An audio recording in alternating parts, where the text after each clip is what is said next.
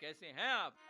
मैं हूं अनिल सेठ और हाजिर है आपका प्रोग्राम रेट्रो नॉट आउट, क्योंकि ये बातें पुरानी हैं जो तुमको सुनानी है।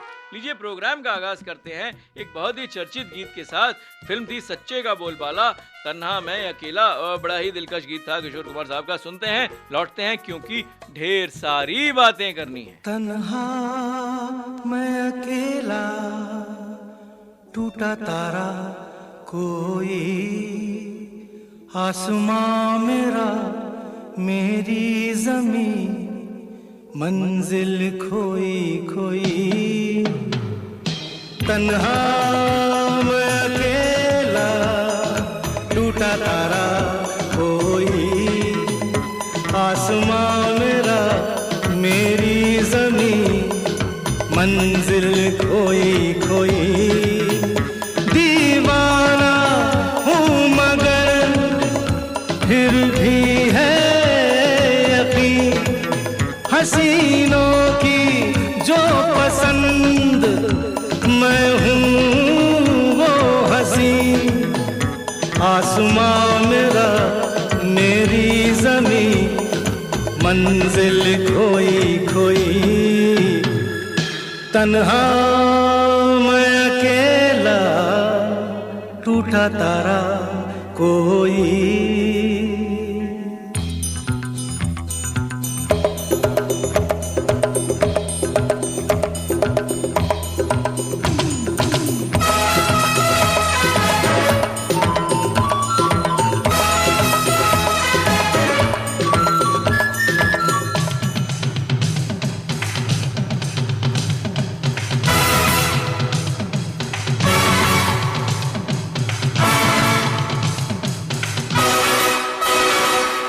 पहलू में मेरे मस्तियाँ शोखियाँ, अरे बिजलियाँ मरती हैं अजी मुझ पर, बाग की सारी तितलियाँ।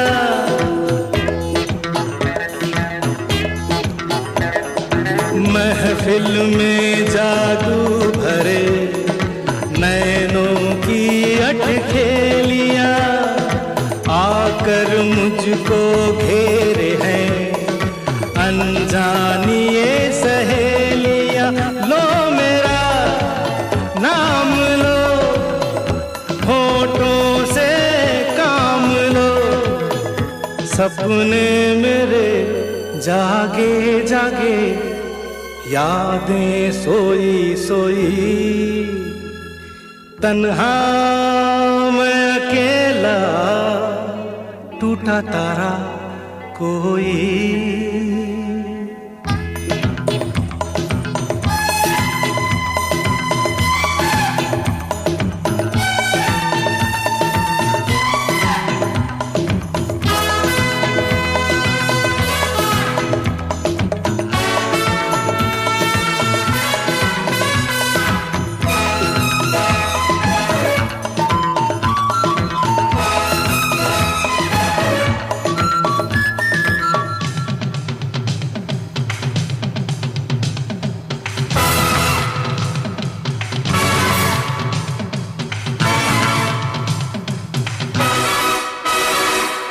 कोई सुने ना सुने मेरी अपनी सदा,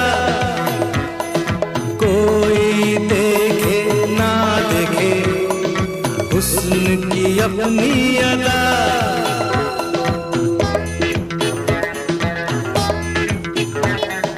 हिरनी जैसी आँखें हैं, चाल में है एक नशा, धड़कन दौड़ रही है क्यों, क्या हुआ मुझको भला। क्या तुझे याद है जो मुझे याद है, नजरों में है एक हल्की सी सूरत कोई कोई। तन्हा मैं अकेला, टूटा तारा कोई, आसमां मेरा मेरी ज़मीं, मंजिल खोई खोई, दीवाना हूँ मगर फिर भी है यकीन, हसीनों की जो पसंद मैं हूँ वो हसी। आसमां मेरा मेरी ज़मीं, मंजिल खोई खोई, तन्हा मैं अकेला, टूटा तारा कोई। वेलकम बैक दोस्तों, आप हैं मेरे साथ अनिल सेठ के साथ और हम हैं प्रोग्राम रेट्रो नॉट आउट पे, क्योंकि ये बातें पुरानी हैं जो तुमको सुनानी है। और हमारा नंबर है 8010781078 और हमें मानव रचना रेडियो 107.8 FM पर। और हम जो है पिछली बार जो बात कर रहे थे वो हमने पूरी तकरीबन कर दी थी ओमपुरी साहब की बातें, और उसके बाद फिर हम जो है वो हॉरर पे भी बात कर रहे थे। और हॉरर पे जो हम बात कर रहे थे उस किस्से को भी हमको आगे बढ़ाना है। तो मुझे लगता है कि एक किस्सा जो है वो ख़त्म किया जाए, दूसरे पे जाया जाए, कुछ बातें और भी करेंगे। दिलकश जो है वो फिल्म ट्रिविया को भी लेंगे। लेकिन रूमी जाफरी साहब ने कहा कि मुझे अच्छी तरह याद है कि कपड़ा खरीदने के बाद हम लौटकर रात घर आए और टीवी पर न्यूज़ देख रहे थे, इतने में पद्म अवार्ड की घोषणा हुई। अब पुरी साहब को पद्मश्री अवार्ड मिलने का अनाउंसमेंट हो गया तो हम सबकी खुशी का ठिकाना नहीं रहा। फिर अगले दिन पुरी साहब को पद्मश्री मिलने और मेरी तबीयत के ठीक होने की खुशी में मेरे घर पर एक जश्न रखा गया। वो एक यादगार शाम है। इसके बाद पुरी साहब और अन्नू भाई बॉम्बे चले गए। 28 फरवरी 1990 को पुरी साहब और सीमा की झालावाड़ में शादी हुई। मैं भोपाल से सीधे जाकर उस शादी में शरीक हुआ। अब ये तो जो था वो किस्सा था जो कि कंप्लीट हो गया ओमपुरी साहब का, कि जब वो शादी की खरीदारी करते हुए पकड़े गए थे। और ये हमने जब इसको कंप्लीट कर दिया तो अब मुझे लग रहा है कि अब हम किसी और ट्रिविया को पकड़ते हैं। लेकिन ट्रिविया को पकड़ने से पहले हम एक गीत पकड़ लेते हैं। ये गीत था, फिल्म थी कभी अजनबी थे, 1984 में आई थी। बड़ी अच्छी कहानियां हैं इसके आसपास इस फिल्म के। लता मंगेशकर और सुरेश वाडकर जी की बाकमाल आवाज़ थी। संगीत दिया था विजय सिंह ने और इसके गीत लिखे थे रविंद्र पीपट ने। अब ये जो था ये फिल्माया गया था पूनम ढिल्लो और संदीप पाटिल पर। जी हाँ, ये क्रिकेटर थे और उनकी कुछ ही फिल्में थीं जिसमें से एक बड़ी जो है वो थोड़ी बहुत जो है वो सुनी सुनाई फिल्म थी कभी अजनबी थे। इसी का टाइटल सॉन्ग सुनते हैं, कभी अजनबी थे, बोल भी यही थे, 1984 की फिल्म। और फिर लौटते हैं अपनी हॉरर की दुनिया में। कभी अजनबी थे, ज़मीं आसमां ये तेरा हाथ थामा जो हुए मेहरबान। कभी अजनबी थे, ज़मीं आसमां ये तेरा हाथ थामा जो हुए मेहरबान। कभी अजनबी थे।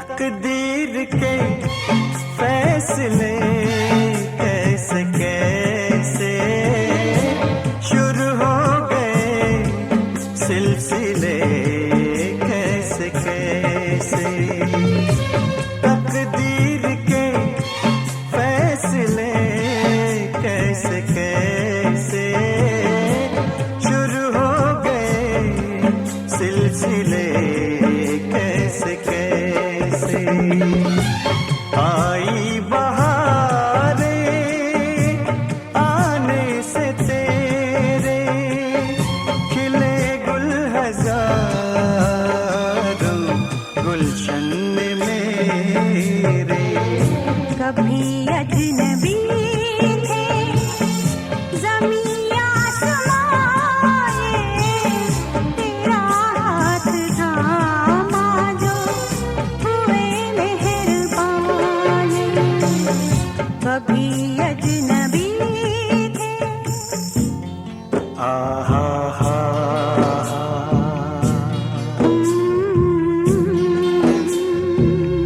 हो हो हो हो हो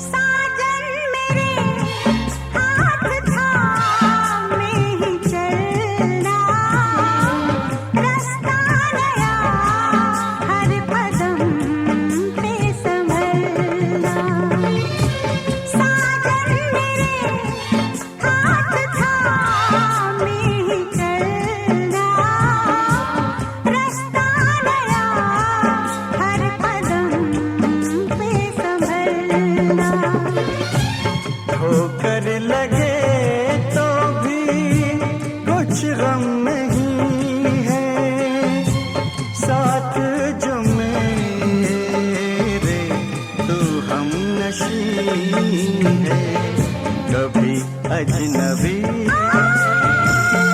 ज़मीं आसमां ये तेरा हाथ थामा जो हुए मेहरबान कभी अजनबी थे ज़मीं आसमां ये तेरा हाथ थामा जो हुए मेहरबान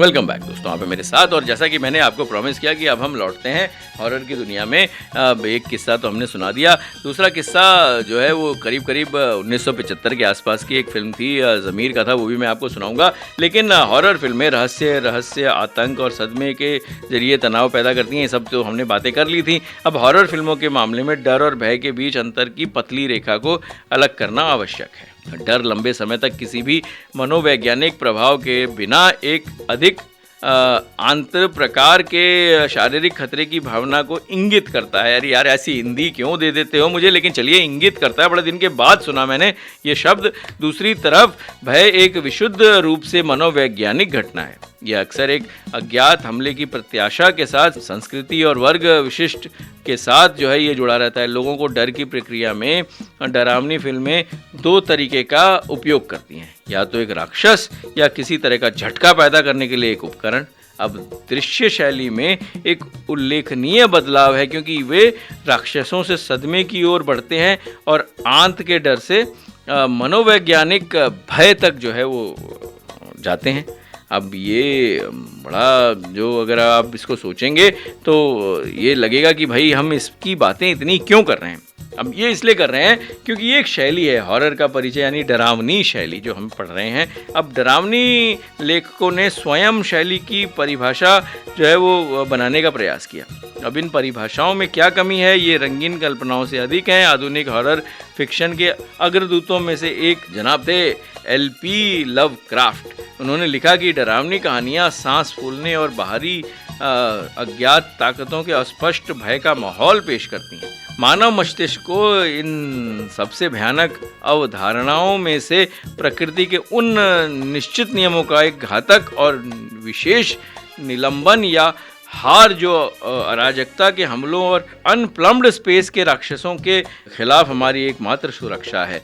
ये क्या आप लोग जो है वो किए जा रहे हैं। मैं बड़ा सरल और स्पष्ट तरीके से बता देता हूँ कि एक फिल्म थी देखा प्यार तुम्हारा। अब अच्छा हल्की फुल्की बातें भी करेंगे, अब क्या हॉरर और क्या उसकी शोध।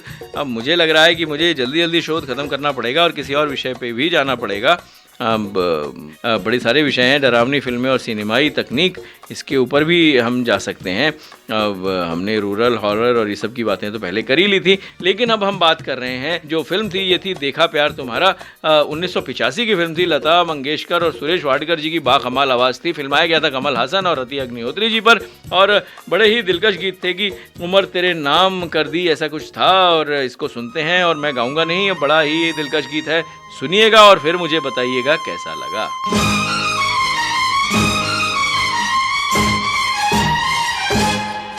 हो उम्र तेरे नाम नाम कर दी, उम्र तेरे नाम नाम कर दी, गम दे या दे खुशी तेरी मर्जी हो, उम्र तेरे नाम नाम कर दी, गम दे या दे खुशी तेरी मर्जी हो, तेरी मर्जी हो, तेरी मर्जी, तेरी मर्जी हो, तेरी मर्जी।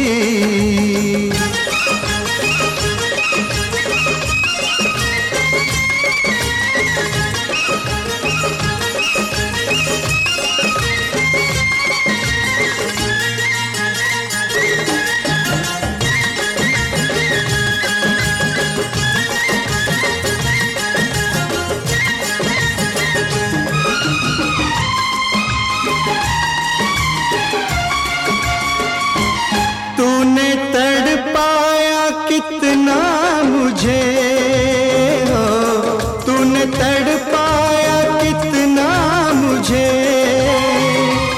मैंने तो कुछ ना शिकवा किया, मैंने छेड़ा जरा प्यार में, आंखों से आंसू छलका दिया, आंसू दे या दे हंसी,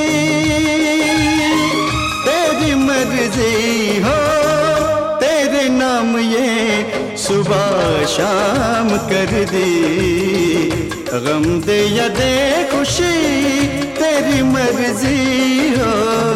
उम्र तेरे नाम नाम कर दी, गम दे या दे खुशी तेरी मर्जी हो, तेरी मर्जी हो, तेरी मर्जी।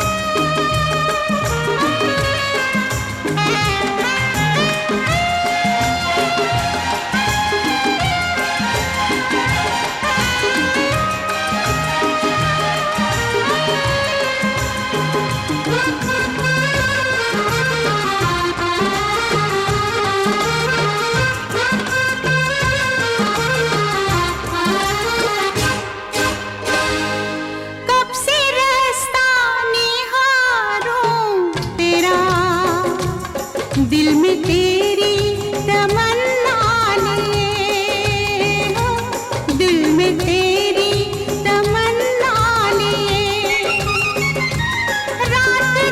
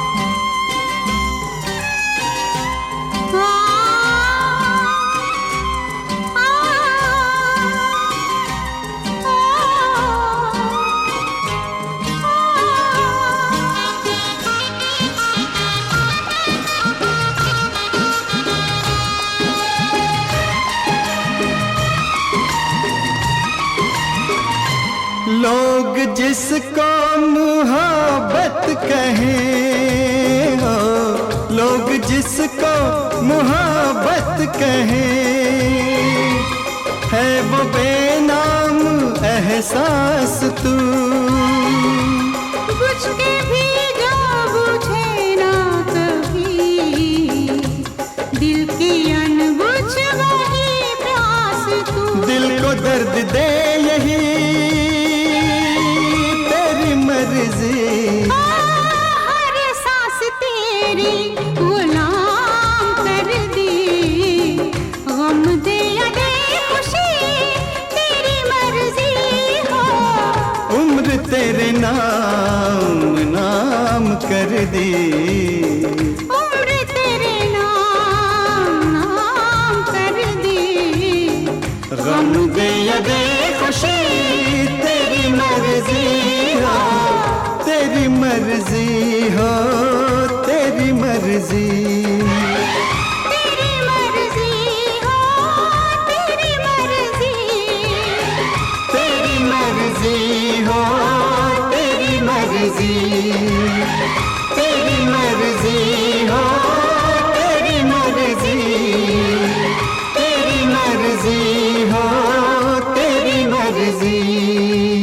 वेलकम बैक दोस्तों, आप हैं मेरे साथ अनिल सेठ के साथ। हम बात कर रहे हैं ये डरावनी फिल्में और उसकी तकनीकों पे, हॉरर शैलियों पे। तो मैं जल्दी जल्दी शैली पढ़ देता हूँ और उसके बाद जो है हम एक किस्सा लेंगे और फिर कुछ गीत लेंगे। यानी कि हॉरर फिल्मों की प्रजातियाँ जो होती हैं वो होती हैं रूरल हॉरर, या फिर कॉस्मिक हॉरर, या एपोकैलिप्टिक हॉरर, या क्राइम हॉरर, या कामुक हॉरर, या मनोगत डरावनी, मनोवैज्ञानिक हॉरर, असली हॉरर। अब असली हॉरर क्या है? यह शैली का मुख्य उद्देश्य न केवल एक भयानक कहानी बताता है बल्कि दर्शकों को उलझाता भी है। अब ठीक है, इसके बारे में हम बात करेंगे, लेकिन ये इसके कुछ उदाहरण हैं, जैसे राज हो गया, भूल भुलैया, भूत, कृष्णा कॉटेज, ये सब हो गए। लेकिन मुझे लगता है कि इस शैली के बारे में पढ़ देते हैं। लेकिन कितनी शैलियाँ हैं? विसरल, ये भी एक शैली है। तो इन शैलियों के बारे में बात करेंगे। लेकिन विनोद खन्ना, सायरा बानो और अमिताभ बच्चन की जो एक 1975 में एक फिल्म आई थी, इसका नाम था ज़मीर, इसकी एक खूबसूरत जो है वो तस्वीर पेश करते हैं। ये फिल्म रवि चोपड़ा जी ने डायरेक्ट की थी और फिल्म में इन तीनों के अलावा मदन पुरी, शम्मी कपूर, जगदीश राज, रमेश देव और इंद्राणी मुखर्जी ने भी अहम किरदार निभाए थे। इस फिल्म के गीत बड़े पसंद किए गए थे और मुझे लगता है कि अगले प्रोग्राम में मैं इसके कुछ गीत सुना भी दूंगा। अब ये आपने बड़ी देर में बताया मुझे कि इस तरीके के गीत आपको पसंद हैं। अब फिल्म में कुल 7 गीत थे, जिनमें से 6 लिखे थे साहिर लुधियानवी जी ने और एक गीत लिखा था राज कवि इंद्रजीत सिंह तुलसी ने। अब संगीतकार थे सपन मुखर्जी। फिल्म ने बॉक्स ऑफिस पर बढ़िया प्रदर्शन किया था और ये एक हिट कैटेगरी में आ गई थी। अब ज़मीर की और भी बात करेंगे। बहरहाल हम बात करते हैं, एक फिल्म थी 1987 के आसपास, खोई गुमनाम फिल्म थी। कमलजीत थे इसके, कमलजीत सिंह थे इसके हीरो और मोहम्मद अजीज़ साहब की बड़ी बाकमाल आवाज़ थी। फिल्म का नाम था शुरुआत और ये गीत के जो बोल थे ये थे, दिल उनसे जा मिला तो। बड़ा ही दिलकश सा गीत है। इस गीत को सुनते हैं और तुरंत लौटते हैं और कुछ जो हमने विश्लेषण किया कि भाई टाइप ऑफ जो हमने हॉरर्स की बात करी हैं, यानी उसकी भी बात कर लेंगे कि भाई ये जो उप प्रजातियाँ हैं वो क्या क्या होती हैं, और फिर हम चलेंगे कुछ ज़मीर की भी बात कर लेंगे, है ना। दिल उनसे जा मिला तो मुझे सोचना पड़ा, दिल उनसे जा मिला तो मुझे सोचना पड़ा, दिल उनसे जा मिला तो मुझे सोचना पड़ा, एक सिलसिला चला तो मुझे सोचना पड़ा, दिल उनसे जा मिला तो मुझे सोचना पड़ा।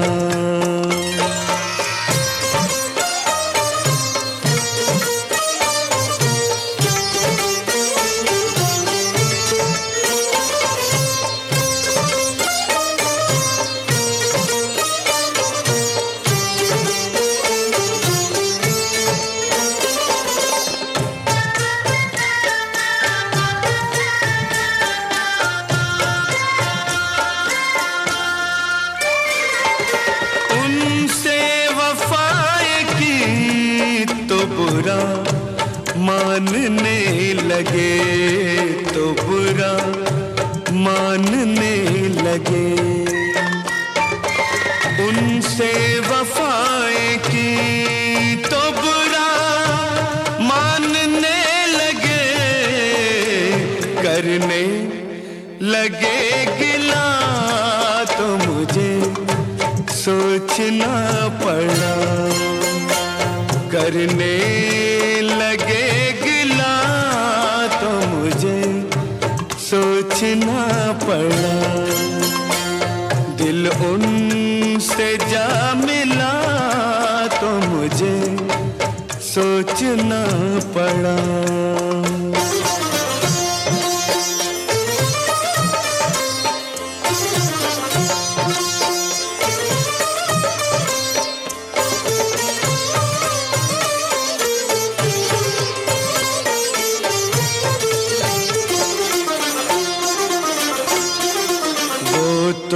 जरा सी बात पे नाराज हो गए,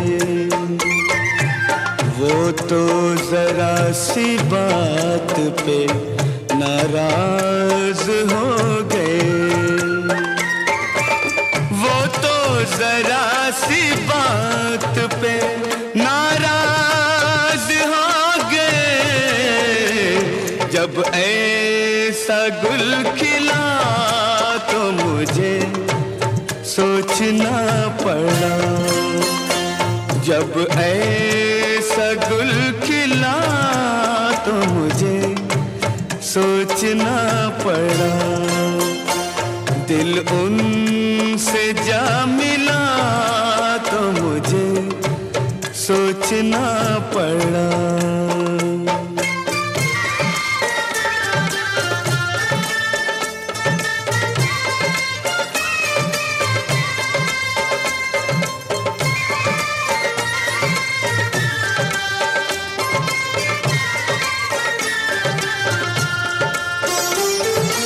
झगड़ा तो हुस्न इश्क में होता ही है, मगर झगड़ा तो हुस्न इश्क में होता ही है, मगर आया जो फासला तो मुझे सोचना पड़ा, आया फासला तो मुझे सोचना पड़ा, दिल उनसे जा मिला तो मुझे सोचना पड़ा।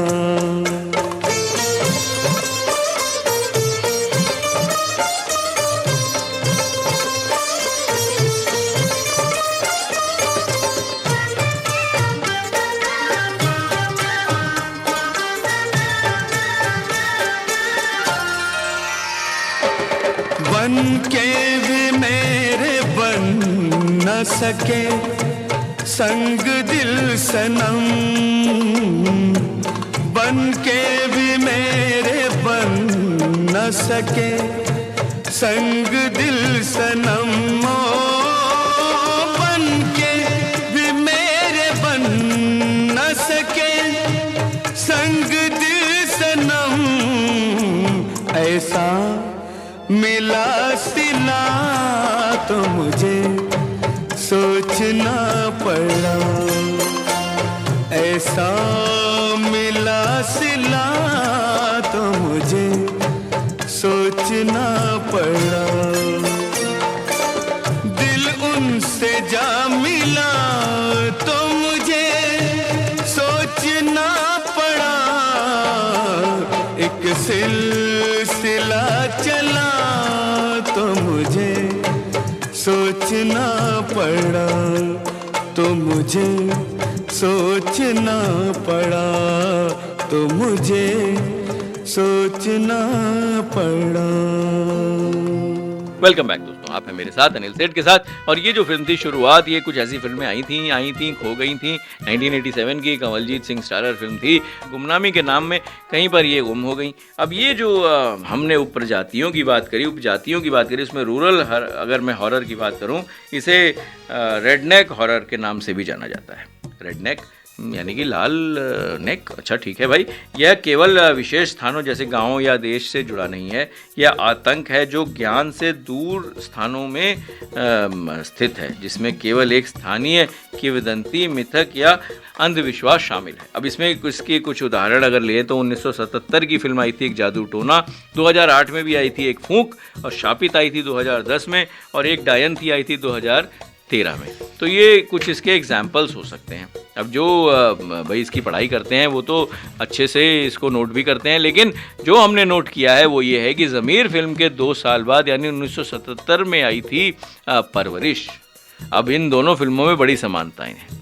जैसे ज़मीर और परवरिश दोनों में शम्मी कपूर और इंद्राणी मुखर्जी ने पति पत्नी का किरदार निभाया, और दोनों ही फिल्म में विनोद खन्ना उनके सगे बेटे हैं, जबकि अमिताभ बच्चन उनके गोद लिए बेटे हैं। वैसे ये मुख्य तौर पर अमिताभ बच्चन की फिल्में हैं। अब विनोद खन्ना जी के रोल के बारे में तो कहा जा सकता है कि वो एक स्पेशल अपीयरेंस टाइप का रोल है। अब ये मैं ज़मीर के लिए कह सकता हूँ, लेकिन ये जो है परवरिश के लिए मैं नहीं कह सकता। अब मैं क्या कह सकता हूँ, मैं ये कह सकता हूँ कि एक फ़िल्म थी विनोद खन्ना साहब की, फिल्म का नाम था गरम खून। सुलक्षणा पंडित, विनोद खन्ना स्टारर, शंकर जयकिशन साहब का जो है वो इसमें संगीत था, हसरत जैफपुरी के बोल थे, और फिल्म के ये जो गीत था 1980 की फिल्म थी गरम खून, किशोर कुमार जी ने गाया था। बड़ा ही दिलकश गीत था, तू जहाँ मैं वहाँ। इसको सुनते हैं और लौटते हैं, फिर थोड़ी सी बातें करेंगे कि भाई ये कॉस्मिक हॉरर क्या है भाई। सुनते हैं, फिर लौटते हैं, फिर बताते हैं। तू जहाँ मैं वहाँ तेरे पास आ गया हूँ। तू जहाँ मैं वहाँ तेरे पास आ गया हूँ। तेरे दिल पे छा गया हूँ, तेरे पास आ गया हूँ। तू जहाँ मैं वहाँ तेरे पास आ गया हूँ।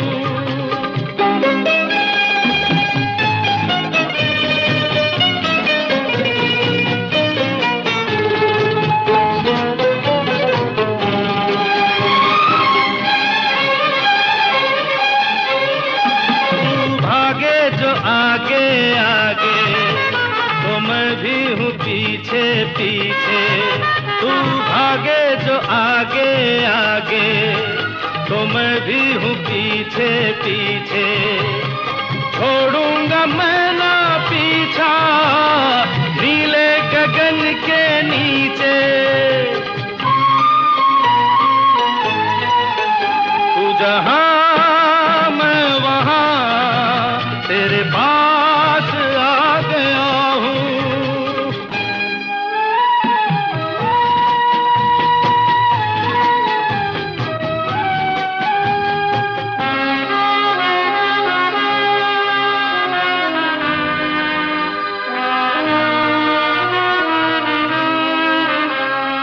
तूने किया था वादा दुल्हन बनूंगी तेरी।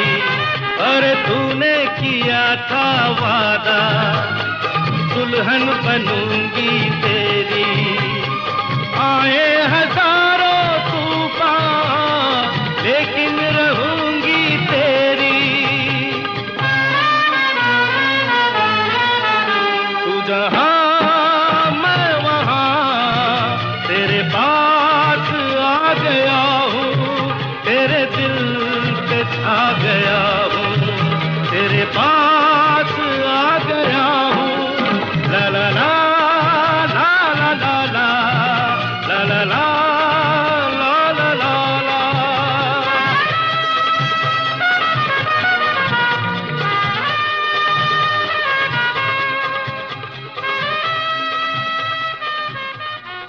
वेलकम बैक दोस्तों। आपको कैसा लगा ये गीत? गरम खून थी फिल्म, खून तो गरम ही होता है। अब ये तो राजकुमार साहब का डायलॉग था, लेकिन हमारा जो फ़ोन नंबर है 8010781078 है और हम आपको पुरानी बातें बताते हैं क्योंकि तुमको ही सुनाते हैं, इसलिए हम नमस्कार भी करते हैं और ये कैसे हैं आप भी बोलते हैं, क्योंकि भाई ये तो जानना ज़रूरी है ना कि भाई हर तरीके से जो हमारे सुनने वाले हैं वो हमारा ये प्रोग्राम किस तरह से सुन रहे हैं। आपके मैसेज से तो हमको पता चल जाता है, लेकिन आप हमारी थोड़ी बुराई भी तो करें कि भाई हमने किस तरीके से ये प्रोग्राम को पिरो रखा है, इसमें और क्या कड़ी आपको चाहिए। बहरहाल इसकी बात जब हम कर रहे थे तो हम जो ज़मीर और परवरिश ये दोनों फिल्मों की बातें कर रहे थे, तो एक्ट्रेस सायरा बानो इस फिल्म में शम्मी कपूर की बेटी बनी है। ज़मीर की बात हो रही है और इत्तेफाक देखिए, सायरा बानो की पहली फिल्म में शम्मी कपूर उनके हीरो थे। जंगली याद है आपको? वैसे बतौर कैरेक्टर आर्टिस्ट ये शम्मी कपूर की पहली फिल्म थी ज़मीर। इससे पहले आई सभी फिल्मों में शम्मी कपूर हीरो ही हुआ करते थे। अब इस फिल्म में मास्टर चिंपू नाम का जो बाल कलाकार नज़र आता है, ये उनके करियर की भी पहली फिल्म और इकलौती फिल्म थी। उसके बाद मास्टर चिंपू को किसी और ने फिल्मों में नहीं देखा, लेकिन हमने क्या देखा? हमने देखा कि भाई एक उपजाती है कॉस्मिक हॉरर। अब इसमें विज्ञान कथा के कारक शामिल हैं और भावनाओं को दिखाया है। जब कोई व्यक्ति कुछ अज्ञात या अपरिचित नोटिस करता है, उदाहरण के लिए काल जो 2005 में आई थी या क्रीचर जो 2014 में आई, तो ये तो हो गया कॉस्मिक हॉरर। उसके बाद एक शैली और आती है, लेकिन जब शैलियों पे हम बात कर रहे हैं तो क्यों ना हम एक गीत सुन लें। अब गीत जो था ये था, फिल्म थी 1979 की, 1979 की, मोहम्मद रफ़ी और चंद्रानी मुखर्जी जी की आवाज़ में था। परीक्षित साहनी और रंजीता पे फिल्माया गया था। बड़ा ही दिलकश गीत था। फिल्म थी जुल्म की पुकार, 1979 की थी और बड़ा ही जो बोल थे बड़े अच्छे और बड़े भुने भुने से थे। या इस इश्क मोहब्बत की, अब इस इश्क मोहब्बत की, उस इश्क मोहब्बत की, बहरहाल हम ये गणित करते रहते हैं। आप ये गीत सुनिए और हम लौटते हैं। और इसमें जो संगीत दिया था वो दिया था सोने ओमी साहब ने और इसको लिखा था वर्मा मलिक जी ने। बड़ा ही दिलकश गीत है, सुनते हैं, लौटते हैं, क्योंकि हॉरर की बात कर रहे हैं।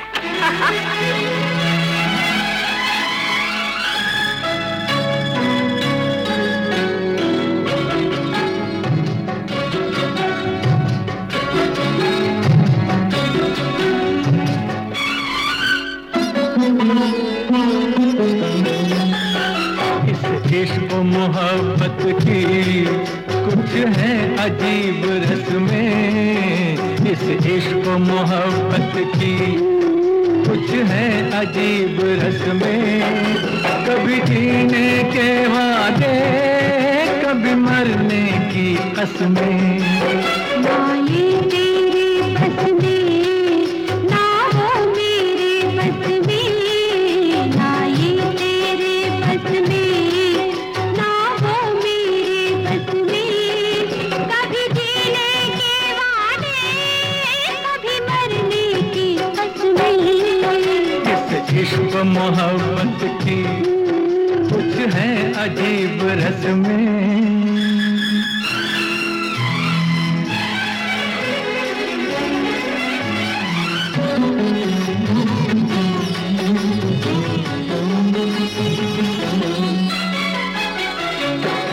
कभी इंतजार करते बरसात की रातों में, कभी रात गुजर जाए बातों ही बातों में। कभी इंतजार करते बरसात की रातों में, कभी रात गुजर जाए बातों ही बातों में। दर्द मचलता है इस दिल की नस नस में, दर्द मचलता है इस दिल की नस नस में। वो कभी जीने के वादे, कभी मरने की कसमें। ना ये तेरे बस में, ना वो मेरे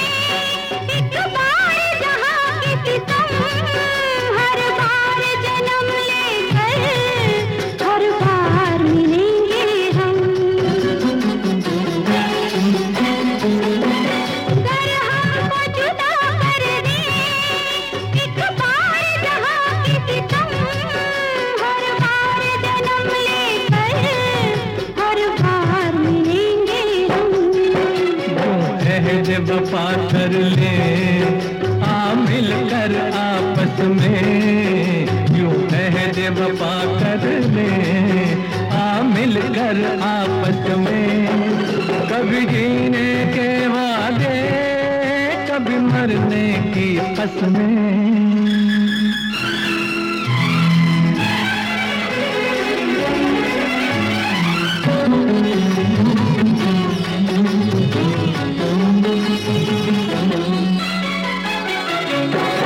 मैं तेरी मोहब्बत में हर रस्म निभा दूंगा, अपनी नींदें देकर तेरे ख्वाब सजा दूंगा। मैं तेरी मोहब्बत में हर रस्म निभा दूंगा, अपनी नींदें देकर तेरे ख्वाब सजा दूंगा। ऐसा ही होता है जब दिल न रहे बस में, ऐसा ही होता है जब दिल न रहे बस में। कभी जीने के वादे, कभी मरने की कसमें। इश्क मोहब्बत की कुछ है अजब। वेलकम बैक दोस्तों, आप है मेरे साथ अनिल सेठ के साथ। और लोगों ने कहा यार ये ज़्यादा हॉरर की बात मत करो, आप तो सिर्फ एक शोध पढ़ रहे हैं और उसके बारे में आप ये बता रहे हैं कि भाई ये किस तरीके की फिल्में होती हैं और इसमें किस तरीके की टाइप कास्टिंग होती है, यानी कि जातियाँ क्या क्या हैं हॉरर की। अब हमने बात कर ली थी कॉस्मिक हॉरर की, और उसके बाद थी एपोकैलिप्टिक हॉरर, यानी यह विभिन्न तत्वों के कारण दुनिया में अंत से संबंधित है। इस एंड ऑफ द वर्ल्ड का जो हॉरर का जो मिक्सचर है, इसको भी कहा जा सकता है। उदाहरण के लिए गो गोवा गॉन, ये जो 2013 में फिल्म आई थी, ये इस पे फिट बैठती है। एपोकैलिप्टस नहीं, एपोकैलिप्टिक नहीं, एपोकैलिप्टिक हॉरर, ये ठीक बोल दिया मैंने। चलिए इसके बाद जो है वो एक गीत सुनते हैं और वापस लौटेंगे ज़मीर के पास, आसपास रहते हैं। और ये जो गीत था, ये था, फिल्म थी दो गुलाब, और ये जो गीत था ये था किशोर कुमार और आशा भोसले जी की आवाज़ में। दो गुलाब फिल्म थी और इसे जो है वो इसका संगीतकार थे वो थे बप्पी लहरी जी। अब मेरे लिए तू बनी, तेरे लिए मैं बना, ऐसा ही कुछ था। अब किसके लिए क्या बना ये तो बाद में बात करेंगे हम ज़मीर के ऊपर। फिलहाल गीत सुनते हैं और लौटते हैं।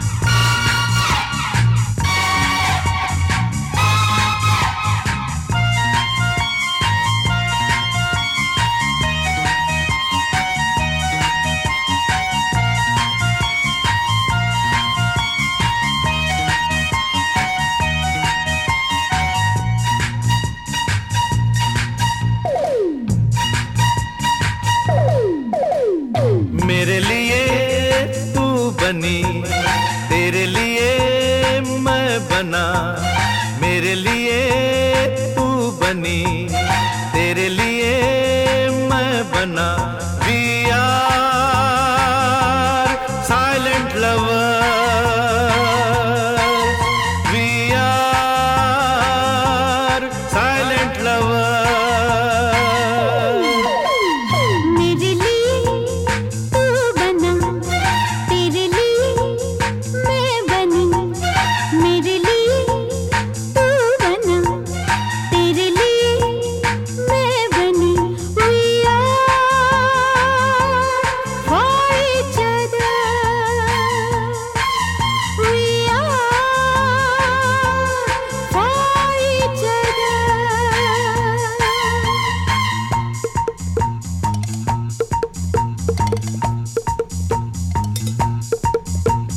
डुब्बी डुब्बा, डुब्बी डुब्बा, डुब्बी डुब्बा, बाबा बाबा।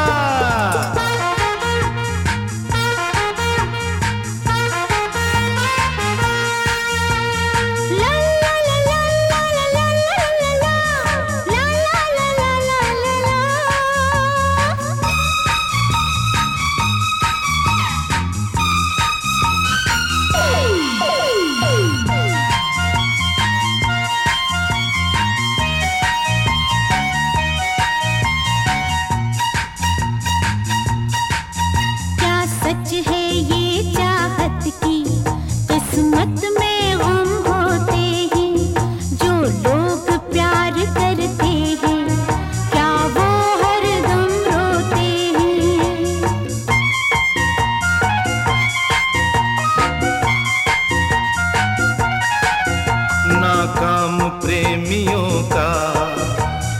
पास बदल जाएंगे।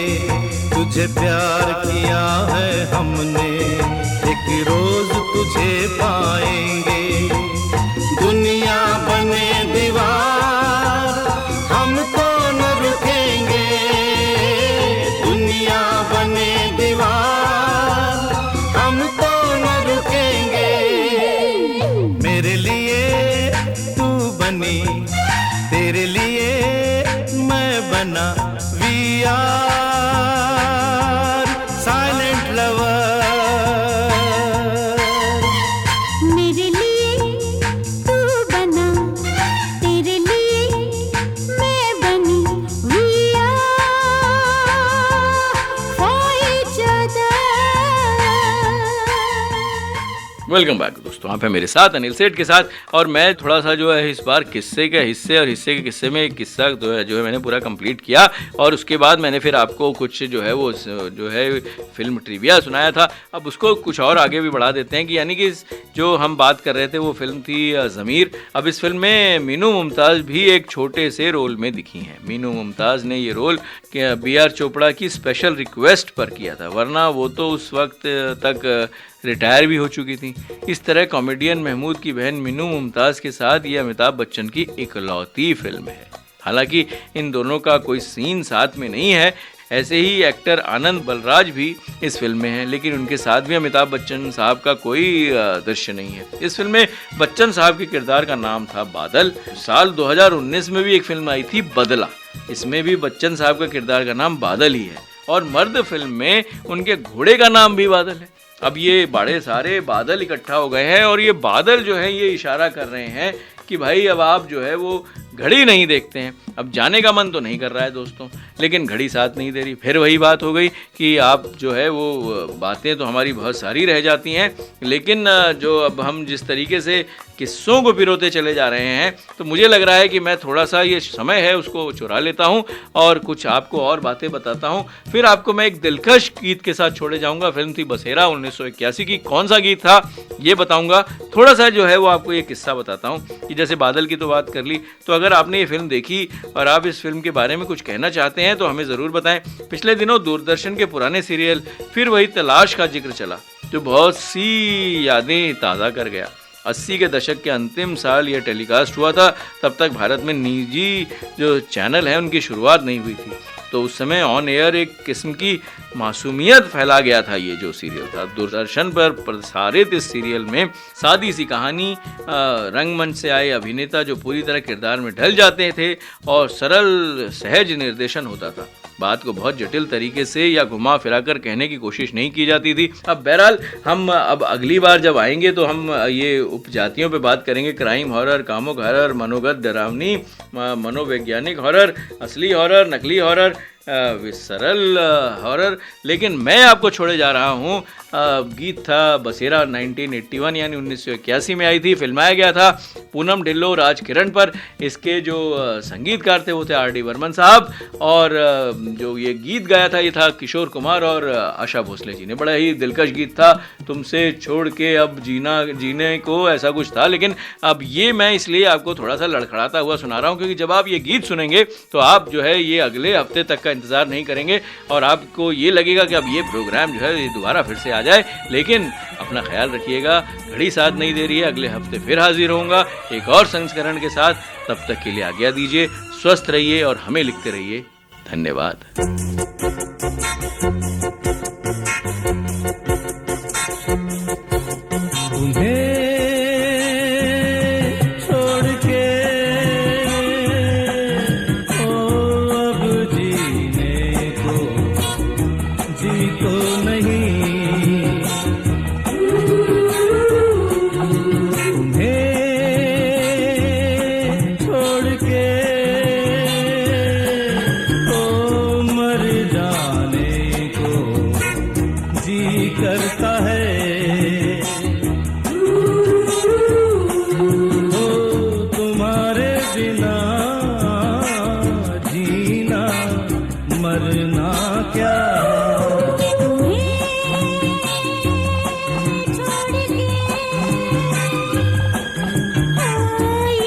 जीने को जी तो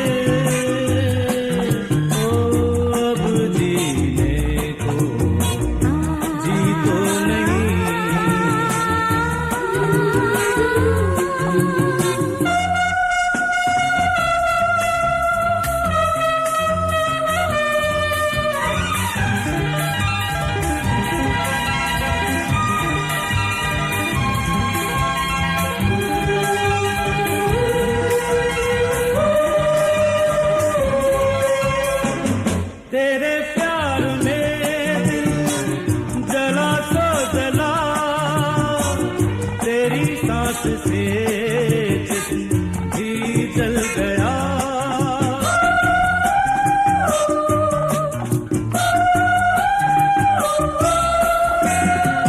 तेरे प्यार में जला सो जला, तेरी सांस से जिस्म भी जल गया। तेरे प्यार में जल के बुझना क्या